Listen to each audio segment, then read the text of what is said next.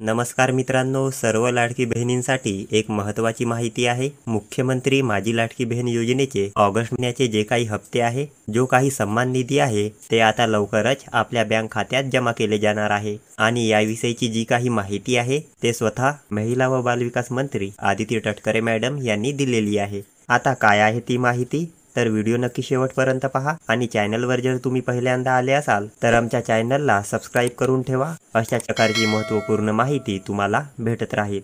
तर चला मित्रांनो, व्हिडिओला सुरू करूया।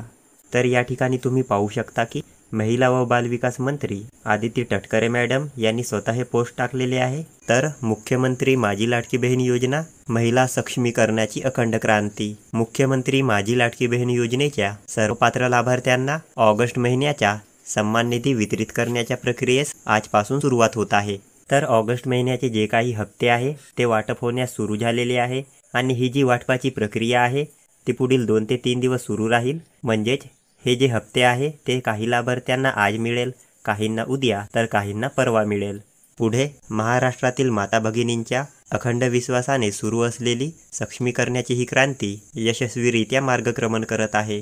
लवकरच या योजनेतील सर्व पात्र लाभार्थ्यांच्या आधार संलग्नित बँक खात्यात सन्मान निधी वितरित होणार आहे।